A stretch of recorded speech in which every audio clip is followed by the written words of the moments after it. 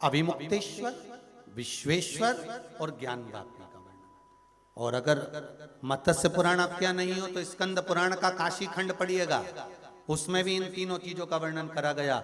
भगवान शंकर के दो नाम और तीसरा है ज्ञान वापी का वर्णन। और ज्ञान वापी का वर्णन अगर पढ़ना है तो स्कंद पुराण में काशी खंड में ज्ञान वापी की महत्वता का स्मरण करिए। सबसे ज्यादा अगर धन्यवाद दूंगा तो आदरणीय प्रधानमंत्री जी मोदी जी को दूंगा। ये ज्ञान वापी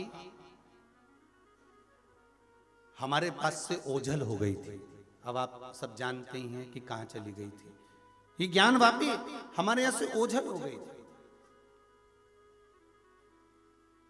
जब हम काशी विश्वनाथ का दर्शन करने जाते थे, भगवान शिव का जब दर्शन करने जाते थे, काशी विश्वनाथ का स्मरण करने जाते थे, दर्शन करने जाते थे, तो ये ज्ञान वापी हमको नहीं प्राप्त होती थी। ये ज्ञान वापी हमको दर्शन नहीं होते थे। पर ये जो काशी का जो विस्तार हुआ है, उस विस्तार में बहुत बहुत धन्यवाद देता हूं कि वो ज्ञान वापी वापिस हमारे विश्वनाथ को प्राप्त हो गई, उसका दर्शन होने लगा, वापिस प्राप्त हो गई। ज्ञान वापी का दर्शन हमें होता ही नहीं था। जो हमारे स्कंद पुराण में तीन चीजें लिखी है, विश्वेश्वर, ज्ञान वापी और अभिमुक्तेश्वर, इनका जो व्याख्यान वर्णन हमारे स्कंद पुराण में काशी खंड में करा गया है, उस काशी खंड में हमें अभिमुक्तेश्वर का दर्शन होता था, काशी विश्वनाथ का, विश्वेश्वर का दर्शन होता था। पर ज्ञान वापी हमसे दूर हो गई थी, हमारे पास नहीं आई थी। पर बहुत बहुत धन्यवाद दूंगा पीएम जी को, आदरणीय नरेंद्र मोदी जी को, जिन्होंने उस ज्ञान वापी को वापिस शंकर के पास में ला दिया है, शिव से मिला दिया है, वापिस विश्वेश्वर से, मेरे विश्वनाथ से मिला दिया। उसके लिए धन्यवाद। हमारी स्कंद पुराण कहती है, काशी खंड कहता है कि ज्ञान वापी का जल ही केवल एक वो जल होता था जिस जल से संकल्प छूटता था।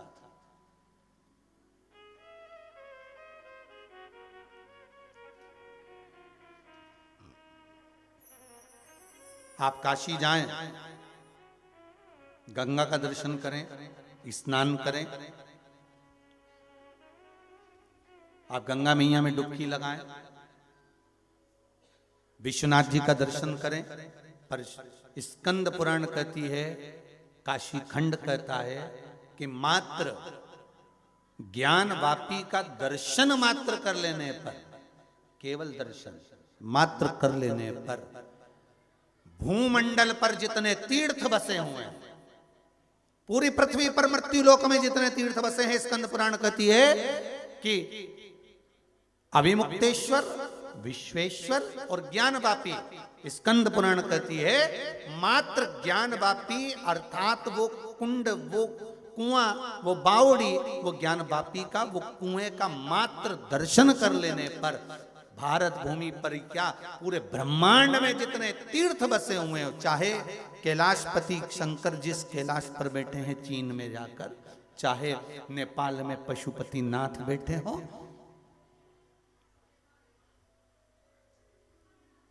चाहे पाकिस्तान में हिंगलाज माता बैठी हो, पूरे ब्रह्मांड में जहां जहां देवी देवता विराजमान हैं, तीर्थ विराजमान हैं, महाराज काशी की वो ज्ञान वापी का मात्र दर्शन कर लेने पर सारे तीर्थों के स्नान का पुण्य फल प्राप्त हो जाता है। वो ज्ञान वापी का मात्र दर्शन कर लेने पर।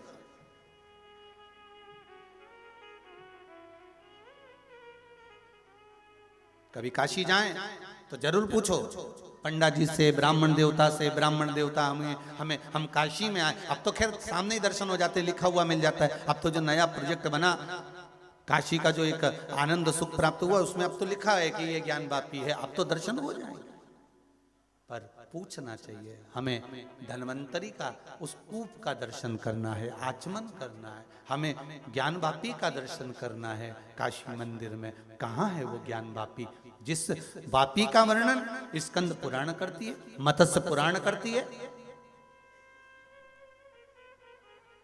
जिस ज्ञान वापी का मात्र आचमन कर लेने पर सारे तीर्थों के नदी, तालाब, बावड़ी, सरोवर, कुंडों का, झीलों का एक आचमन का सुख प्राप्त हो जाता है, स्नान का सुख मिल जाता है।